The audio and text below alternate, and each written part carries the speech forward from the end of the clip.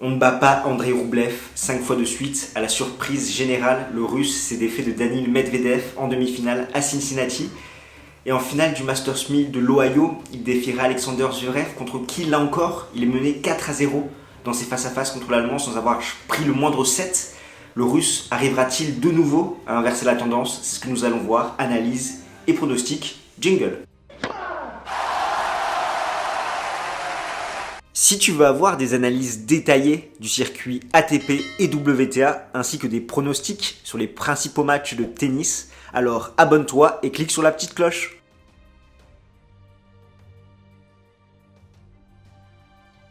Le moins que l'on puisse dire, c'est qu'Alexander Zverev est très en forme en ce moment, récent champion olympique à Tokyo. En 2021, c'est 37 victoires pour 11 défaites avec 3 titres.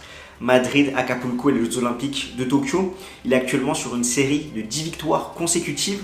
Et pour se hisser en finale du Masters 1000 de Cincinnati, il est venu à bout de Harris, Peya, Ruud et Tsitsipas.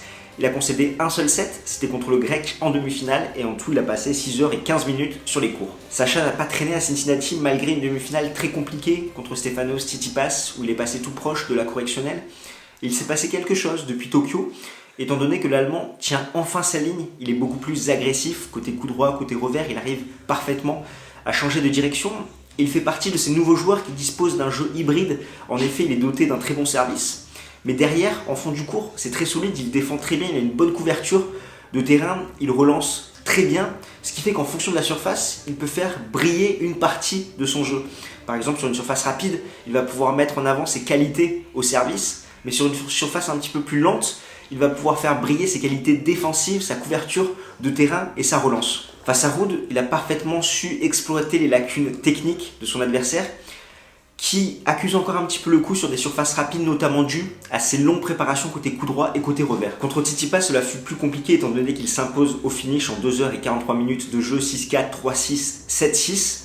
Et c'est pourtant l'Allemand qui avait fait la meilleure entame en menant 6-4, 2-0, avant que le Grec mène 4-6, 6-3, 4-1, double break, et derrière, il va totalement s'écrouler, et Zverev va en profiter pour remonter.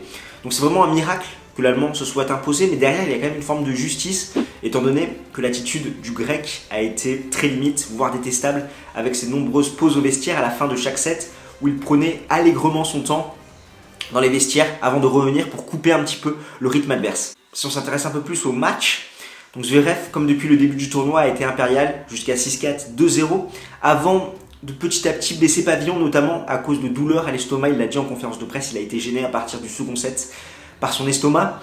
Et Tsitsipas en a profité pour jouer plus agressif, pour marquer un petit peu plus son territoire, pour remonter au score. Il va mener 4-1 dans le troisième set.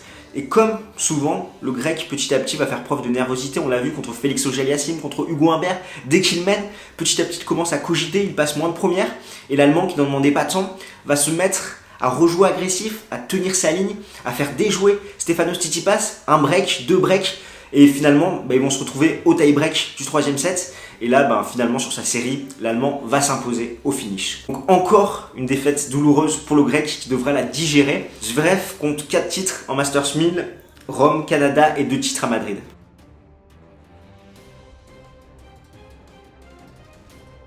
De l'autre côté du filet, nous retrouverons Andrei Roublev. Et c'est un petit peu la surprise de cette finale à Cincinnati, tant on connaît le bilan défavorable contre son adversaire des demi, Daniil Medvedev. En 2021, c'est 41 victoires, 13 défaites avec un seul titre à Rotterdam.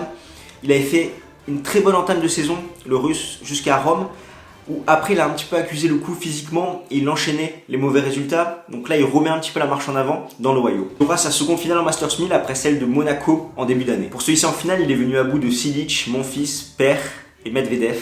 Il a passé 7h46 sur les cours et a concédé 3 sets, un contre Cilic, un contre Per et un contre Medvedev.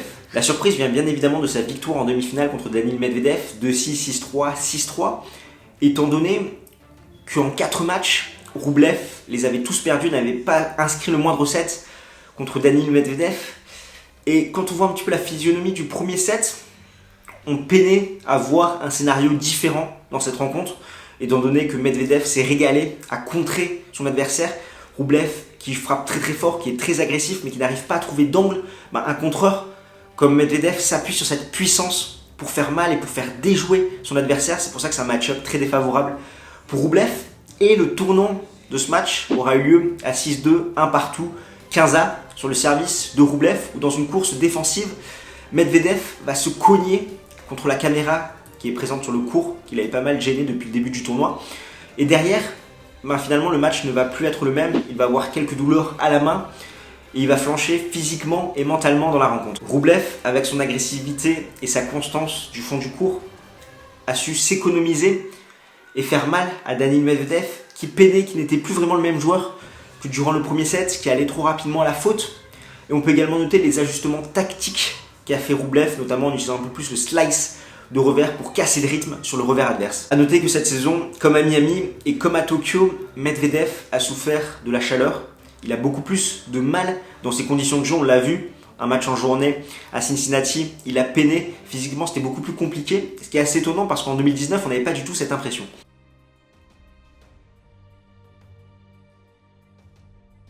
Au niveau des face-à-face, comme contre Medvedev, il y a 4-0 pour Alexander Zverev. Et là encore, Roublev n'a pas inscrit le moindre set contre l'Allemand. Il y a 3-0 pour Zverev sur dur. Leur dernier match date de l'Open d'Australie 2020.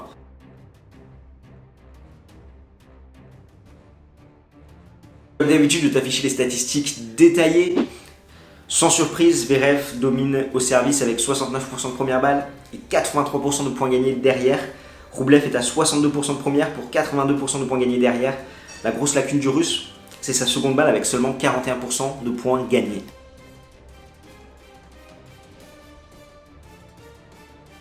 Tout d'abord, il faudra surveiller la récupération d'Alexander Zverev qui a joué 2h43 en demi-finale et qui a eu des douleurs à l'estomac. Si on part du principe qu'il est en forme, ça va être très compliqué pour Roublev. Comme tu l'auras compris, c'est un match-up très défavorable pour le Russe, étant donné que les forces de Roublev, c'est son agressivité constante côté coup droit, mais également le fait qu'il peine à trouver des angles dans l'échange. Donc face à un contreur comme Zverev, qui va s'appuyer sur la puissance de son adversaire, il va le faire déjouer et surtout l'isoler sur son point faible, qui est le côté revers. À rajouter à cela les lacunes du Russe à la relance, face à un serveur de la trempe de l'Allemand, cela ne pardonne pas.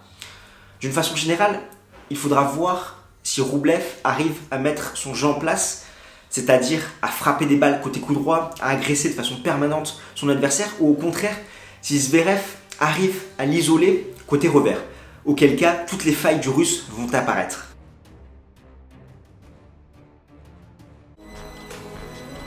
C'est pourquoi je vois une victoire de Zverev en 2-7 qui décrocherait ainsi son 5e titre en Masters 1000. Et toi, qu'en penses-tu? Je te propose qu'on en débatte ensemble dans les commentaires. Et nous, on se retrouve très vite avec l'US Open qui arrive à grands pas. D'ici là, porte-toi bien. Ciao, ciao tout le monde.